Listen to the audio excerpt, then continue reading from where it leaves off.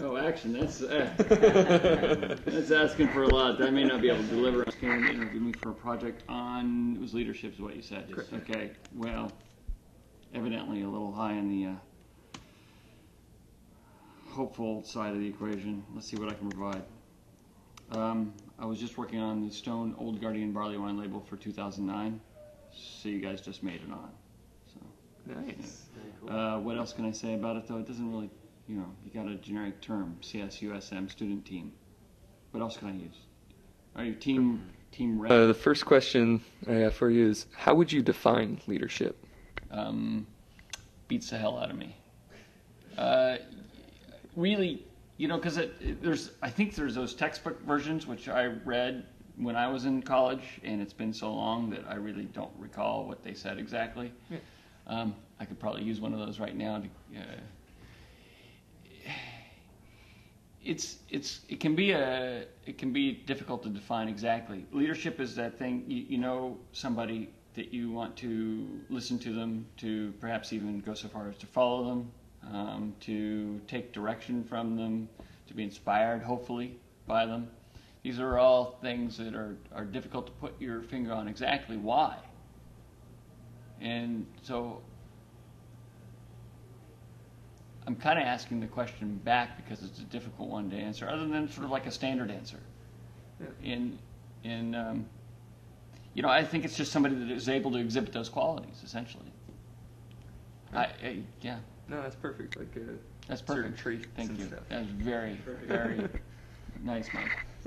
Yeah. All right. So obviously you're pretty successful here with your big brewing company. I want to know if that. A big mean brewing company, please. Okay. Yeah. Do you ever feel that if with failures in life, that with failing will make you more successful along the way? Well, it's if you can learn something from the lesson of that failure. Personally, I've always tried to take the tack of not failing. That's usually just one less bump in the road. There's plenty of bumps in the road. We all try to take that road as well. Sure. But I think that often the opportunities to not fail are there. Usually we know the right answer and the maybe not quite as right answer. Mm-hmm. And sometimes the not quite as right answer feels like it might be the safe one or the best one right now. But that long-term one, the really good quality one, sometimes is a little more difficult to feel like it's okay to go down that road, or that one should even go down that road. Right.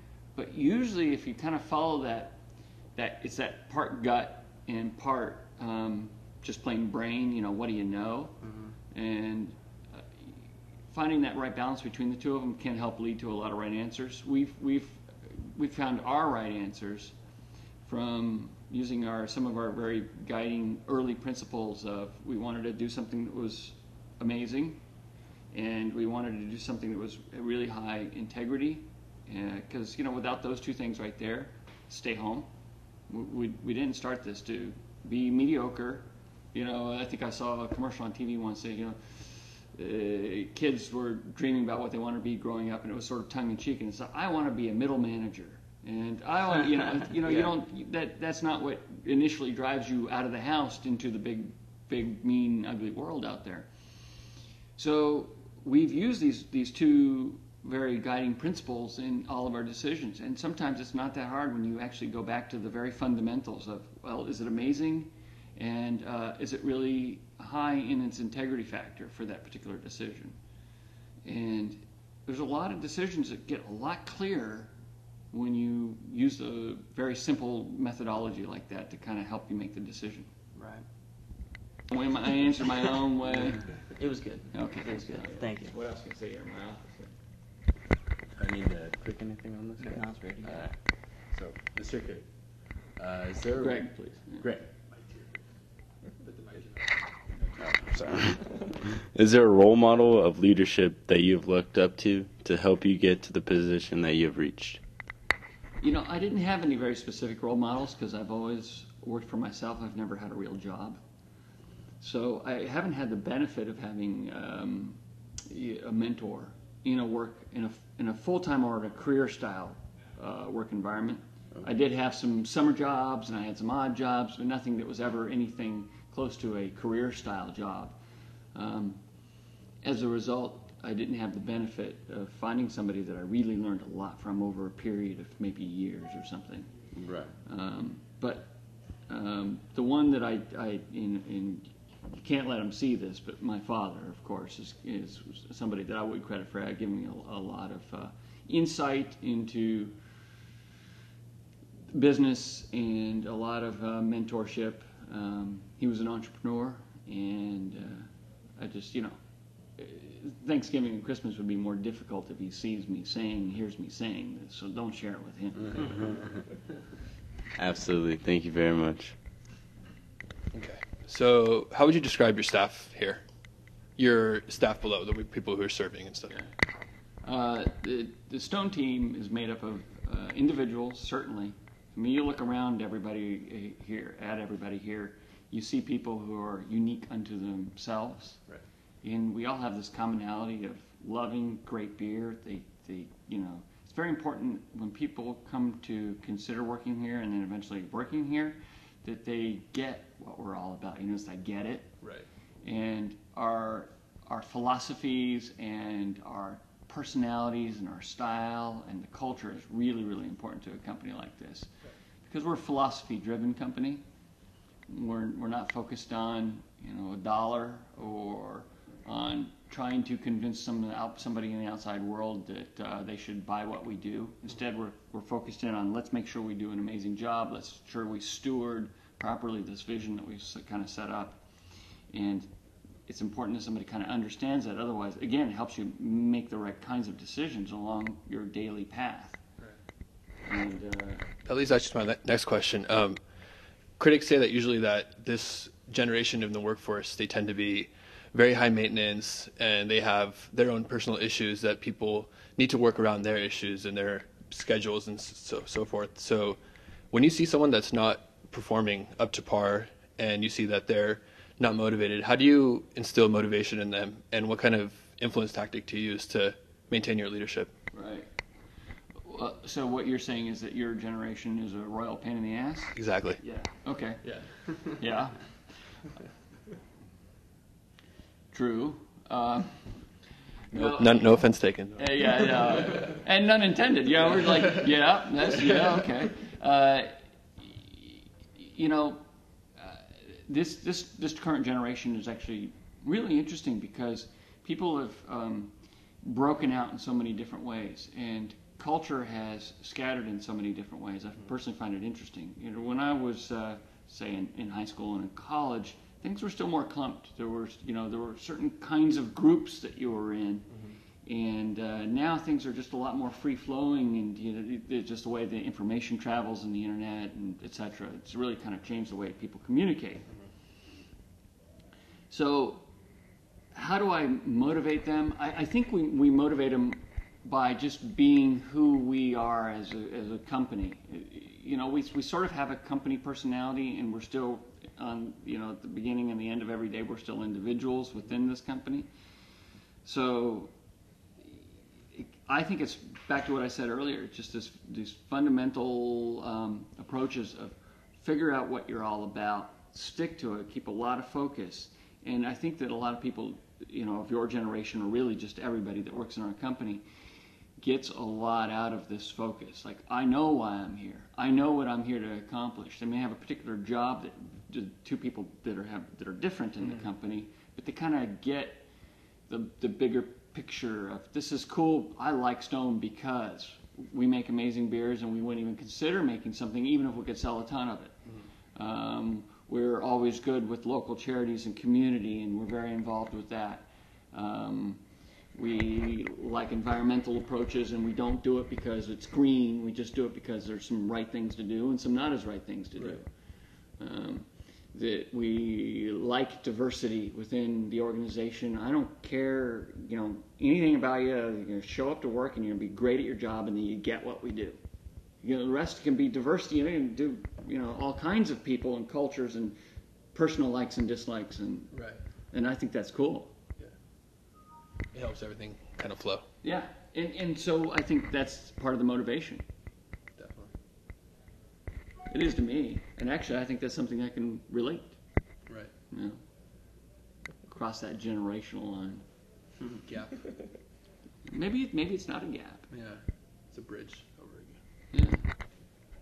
Do you want more? Yeah, got one more for you. My question is, how would you obtain, or how do you obtain feedback from all levels of your employees, from, like the busser to top managers? Well, we have different ways for that to happen. We certainly have it through the supervisory chain and the management chain, and anybody can contact my partner Steve or I, anybody in the company. We both have open door policies, so if somebody wants to come and talk to us, we have what we call the Policy Advisory Committee, which we set up with people from all over in different departments, specifically none of them in supervisory or higher up management positions, if you will, so we can really make sure that all of the policies that we set up are balanced and actually make sense. I don't know, I could give you a long list of policies of the way I think the world should be run.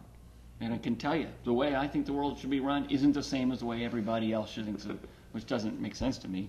But that is the truth, so I've recognized that fact. And so what we do is when we set up policies, we try and make sure that they're balanced, that they're practical, that they make sense, that people go, yep, I can live with that.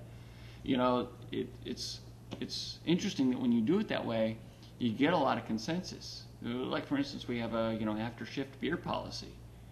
And there isn't one person who, or maybe they were thinking it inside and not, actually saying it out loud, but there wasn't anybody that lobbied and said, I should be able to drink as much beer as I can possibly drink in a night free after work. People as a policy. Nobody argued for that. Of course, they know it would be just unrealistic. Right, yeah. So when you have this communication style for the policies, for example, you actually end up with balanced, reasonable answers. Thank you. All right. My question is along the lines of when you're creating for instance, your new label or a new beer or something that you want to come. Do you find it easier? New label like right now. Like right now, exactly. And do you find it that when you create a team that it would be better to have a large group of people or a smaller group of people? Oh, for the creative process? Yes. Smaller the better. Smaller the better. Yeah. Why do you think that is? It's a dynamic. It's a human dynamic. You call it. There's a number of names for it. Groupthink is one. But when you try to build consensus along a larger and larger group of people, the number of things that they can all agree on, of course, naturally will decrease. And so then the lines of commonality will end up being the most generic points of whatever it is you're looking at. And it's really hard to get, hey, here at Stone, we like to be out there a little bit. We like having fun and risking failure on a particular item. I don't mind if, we release a new beer and not everybody likes it. Hey, as long as it meets our muster. So, yes, our creative approach, I like to get feedback and get ideas and make sure that what I'm trying to convey is hitting its mark, so that I'm trying to say one thing but somebody else is getting something completely different out of it. Well, then I might need to refine the way that I'm communicating that to make sure that they're getting what I'm trying to deliver. Whatever that is. I don't know, this is a lot of babble speak that I'm giving right now because it's hard to put your finger on. Yeah. Small groups work better. If I could give a short answer, I would have said that. Okay. Thank you, though. I'm good with questions. I did it all originally. I started off. You started it and then it kind of went from there. No, that's interesting. Okay, so did you attend school to learn more about how to run a company, and where do you think you learned the most about operating a business? Well, this probably isn't a good thing to say to a university group, but I didn't learn very much in school. Oh, thank God. Yeah, that's good. Yeah, project. I think one of the main things to learn in business school is some of the foundational elements. And of course, what we find most interesting in life is usually not the foundational elements, but all the sort of the icing, the cream, the stuff on top. That top layer is usually the most interesting layer. Right. And that's not what school is for. It's for those very foundational items, so that you then have that good base to then dress up that top layer with your icing or whatever the analogy would be. I got some of the foundational stuff. It was hard for me to concentrate because I guess I am ADHD. I don't know if that's showing through. Maybe a little bit. So, yeah, where was I? I'm not trying to prove a point now by losing my train of thought. That wasn't my goal. No, not at all. Where did you attend school, and what did you study while you were in school? I attended USC, and I studied business, marketing and management. And no disrespect to my alma mater, I didn't really learn that much there. I would say very, very little of Stone as a personality, as a company, as a business direction did I get from there. If I were to ask you out of 100%, how much of a percentage did you learn outside of school how to run a business? How much would you say? What percentage? 90 something. But again, it's like there's this old phrase, you got to learn the rules before you can break them. Absolutely. And those foundational elements, I might be saying 90%, but the real answer could be, I learned a lot less outside of school than I learned in school. But the things that I learned in school just aren't so apparent because they're not on the surface. They're not all this, what I think about on a daily basis. But by the fact that I can, I don't have to pick up my calculator to add 2 plus 2. Well, I learned how to add 2 plus 2 in school. I don't even think about it. Right. I can even, multiply them. Yes, without the calculator. So, I think. I'll show you. Well, I could if I wanted to. So, it's I can give you my surface level response, but maybe the truth is a little bit different than what I might initially react. Absolutely. Thank you very much. I got one more. Obama or McCain? Well, I think we all know what it's going to be. So it seems pretty clear that Obama is ahead right now. What's the date? The 30th, I think? October 30th? Yeah. All day long. Thanks. Smart guy. Your name's off the label. David, gone. Yeah, it just seems to be Obama. Here. That's the classic impossible question to answer. It depends on the day. Well, it depends on everything. Yeah, and it depends on, honestly, when I open my refrigerator or I go downstairs to look at one of our 32 beers that we have on tap, this is my usual position, So, yeah. I don't know until I'm actually at the point where I'm going to get it. Then I have to figure it out. Couldn't put it better myself. I'm getting thirsty, though. I agree. Just for water, which is good. Thank you very much. Thank you, guys.